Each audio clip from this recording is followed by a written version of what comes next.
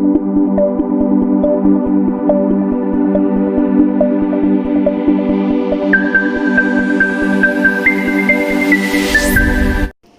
afternoon, my respected teachers and my dear batchmate. My name is Nimra Iqbal. I am pursuing Bachelor of Pharmacy in Hygiene Institute of Pharmaceutical Education and Research. Today, my presentation topic is anatomy and function of small intestine. Anatomy of small intestine. It is a part of GIT, gastrointestinal tract. Most of digestion along with secretion occur.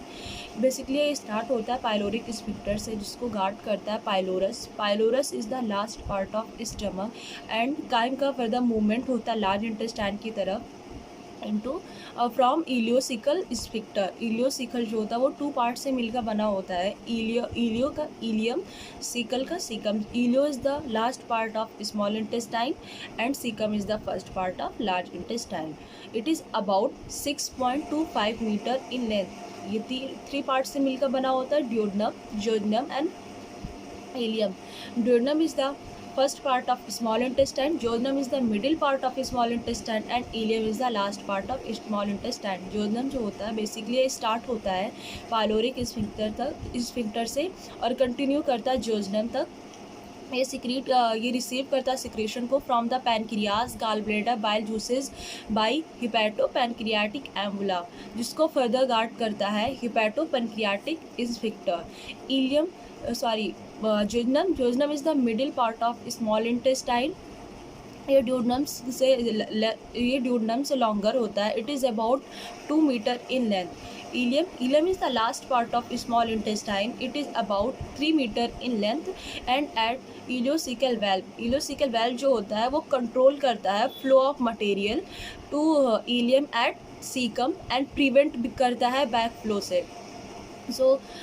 हम आते हैं small intestine के दूसरे part पर. Physiology of small intestine. Physiology of small intestine basically two parts में होता है, mechanical digestion and chemical digestion. Mechanically small intestine का जो डाइजेशन वर्क करता है उसको मैकेनिकल डाइजेशन कहते हैं. पहले मैकेनिकल डाइजेशन टू पार्ट्स में होता है. Segmentation, propulsive movement. सेगमेंटेशन को मिस्ड कॉन्ट्रैक्शन भी बोलते हैं. ये इसमें क्या होता है, स्मॉल इंटेस्टाइन छोटे छोटे सेगमेंट्स में ब्रेक डाउन हो जाता है और जब इसमें फर्दर काइम इसमें जब इंटर करता है तो उसके वॉल पर डिस्टेंशन अकर होता है. डिस्टेंशन अकर होने की वजह से उसकी वॉल स्ट्रेच आउट होती है. स्ट्रेच आउट के होने के बाद ये मतलब स्ट्रेच रिसेप्टर एक्टिवेट हो जाते हैं. स्ट्रेच रिसेप्टर एक्टिवेट होते हैं तो मिक्सिंग कॉन्ट्रैक्शन अकर होता है और अकाइम का फर्दर मिक्सिंग प्रॉपरली मिक्सिंग होती है एंड ये म्यूकोसा के कांटेक्ट में आता है. Mucosa is the inner most layer of small intestine और यहाँ पे ज़्यादा से ज़्यादा एब्जॉर्प्शन होता है. नेक्स्ट है हमारा प्रोपल्सिव मूवमेंट. प्रोपल्सिव मूवमेंट होता है मतलब काइम जो होता है वो वेव लाइक मोशन में मूवमेंट करता है और यहाँ पर रिदमिक कॉन्ट्रैक्शन अगर होता है स्मूथ मसल्स का, जिसे पेरिस्टाल्सिस कहते हैं. इसका जो रेट होता है 10 mm पर मिनट. और फिर इसके बाद आप देखते हैं केमिकल डाइजेशन. दूसरा होता है केमिकल.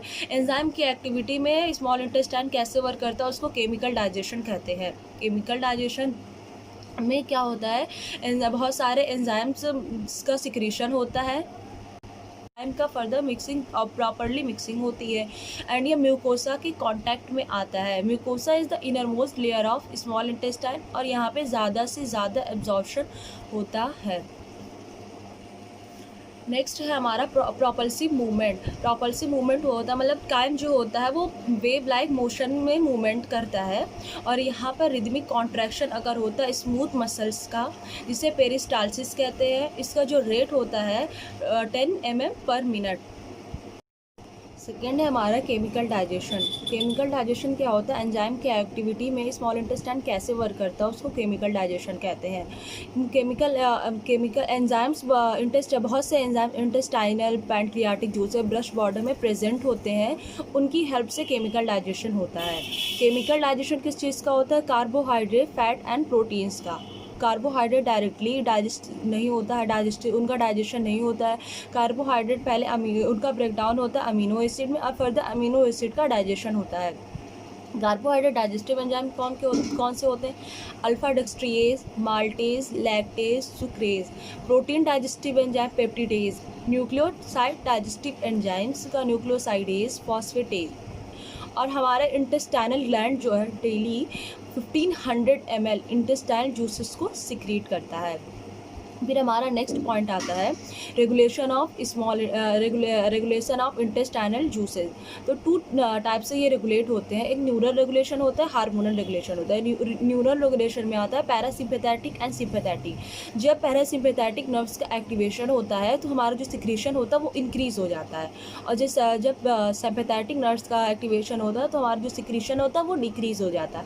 हार्मोनल रेगुलेशन में क्या होता है, ये क्रिएटिनिन शीशे के का सिक्रीशन होता है, जो जब काइम इसमें इंटर करता है, स्मॉल इंटेस्टाइन में जब काइम इंटर करता है तो ये प्रमोट करता है इंटेस्टाइनल सिक्रेशन को, ये प्रमोट करता है। And my last topic is function of small intestine. Function of small intestine mechanically mechanical function होता है। तो हम लोगों ने देखा कि मैकेनिकल स्मॉल इंटेस्टाइन मैकेनिकली कैसे वर्क कर रहा था, सेगमेंटेशन, प्रोपल्सिव मूवमेंट के थ्रू इनका कैसे डाइजेशन हो रहा था, एंड साथ ही साथ इनका एब्जॉर्प्शन हो रहा था।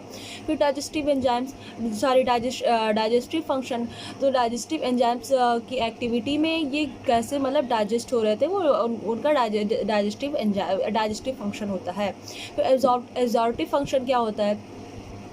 एब्जॉर्प्टिव मतलब स्मॉल इंटेस्टाइन में छोटे छोटे माइक्रोविलाई प्रेजेंट होते हैं जो सरफेस एरिया को बढ़ाते हैं और उसमें ज़्यादा से ज़्यादा एब्जॉर्प्शन होता है। Thank you so much.